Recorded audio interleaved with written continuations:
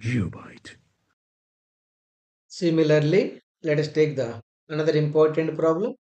Okay, look at the screen. It is asking like this. A capillary tube of radius r is immersed in water and water rises into a height of h. That means when the radius of the capillary tube is r, the height of rise of liquid in the capillary tube is h. The mass of the water in the capillary tube is 5 grams. Mass of the water m equal to 5 grams. Okay, let the time is m1. Let that mass is m1. Another capillary tube of radius 2r, another capillary tube of radius 2r is immersed in water. The mass of water that will rise in this tube is, what is the mass of the water that can be raised? M2 equal how much? Okay. For that, remember the relation between the mass of the water or mass of the liquid in the capillary tube and its radius is, mass of the liquid is directly proportional to radius of the capillary tube. It is like this. Mass of the liquid is directly proportional to radius of the capillary tube.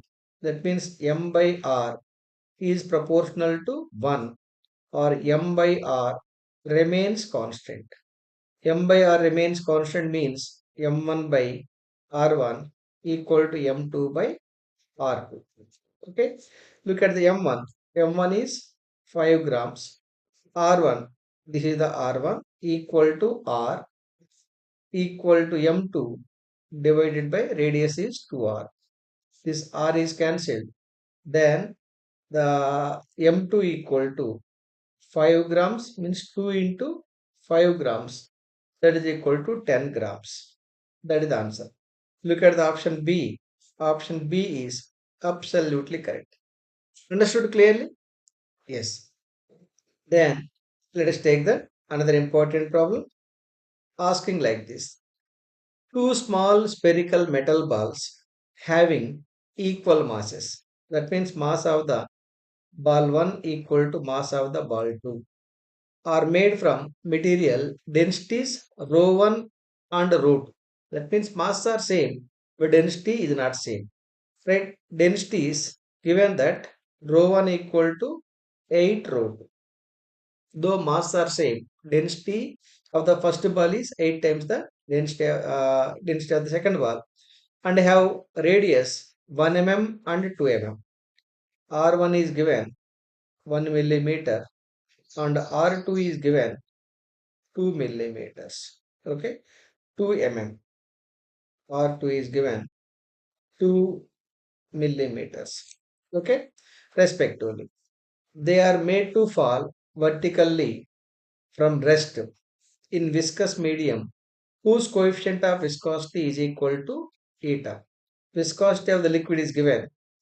Viscosity of liquid. Viscosity of the liquid is given eta. And whose density? Density of the liquid is given zero point 0.1 times the rho. The ratio of their terminal velocities would be, what is the ratio of their terminal velocity? Means what is the ratio between the terminal velocity of the ball 1 and ball 2?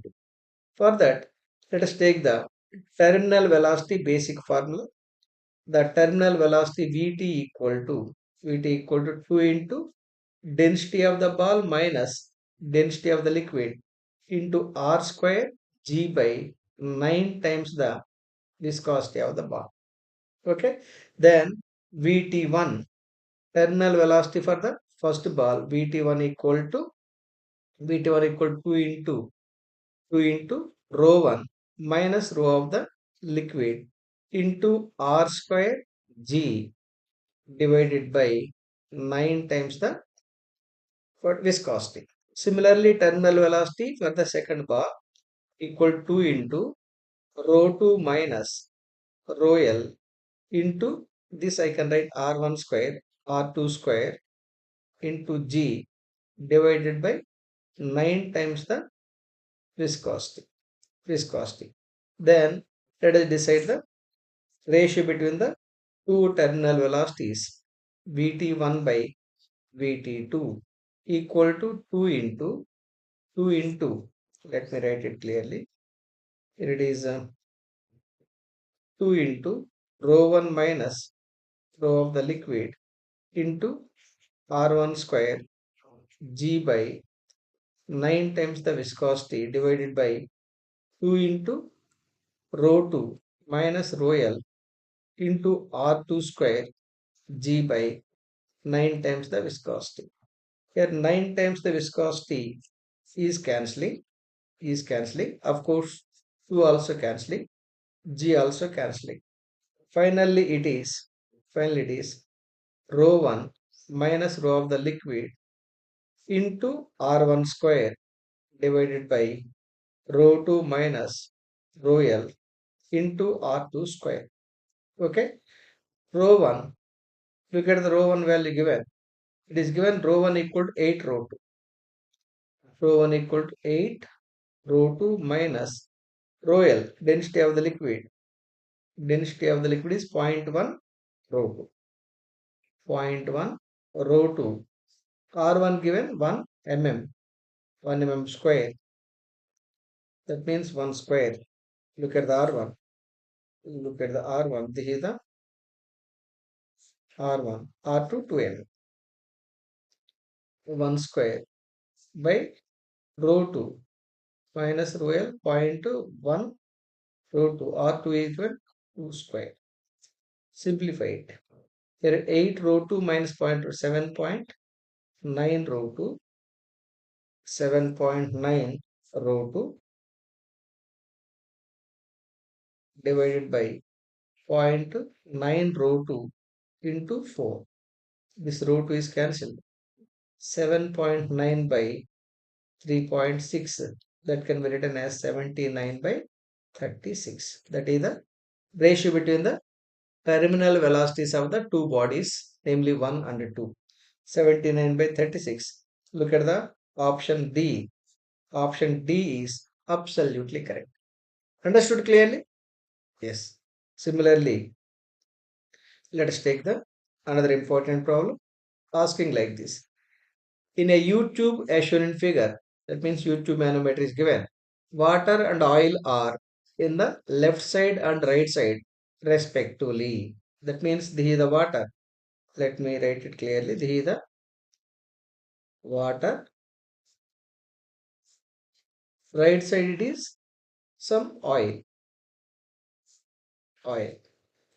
The heights from the bottom of the water and oil column are 15 centimeters and 20 centimeters. That means from the bottom of the column, height of the water, height of the water is given 15 centimeters and height of the oil given and height of the oil given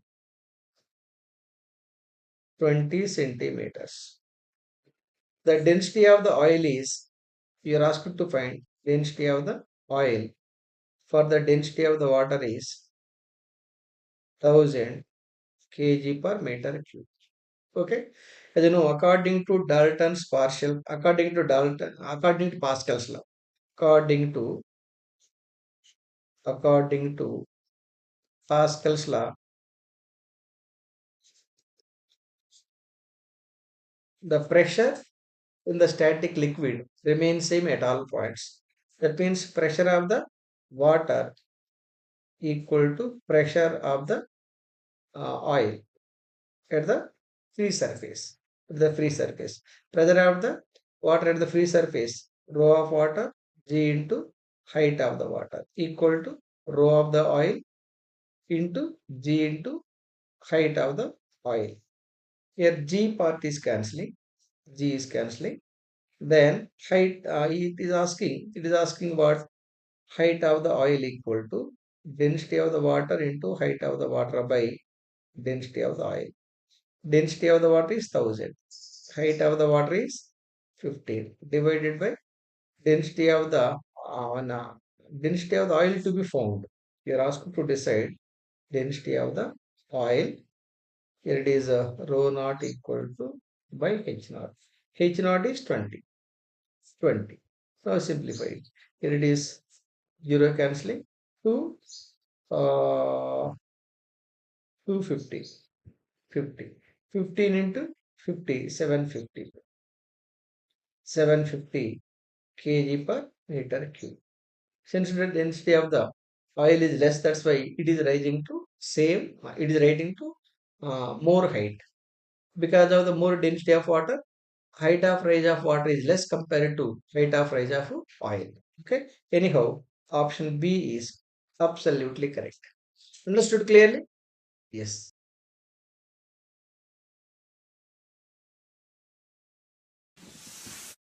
Geobyte.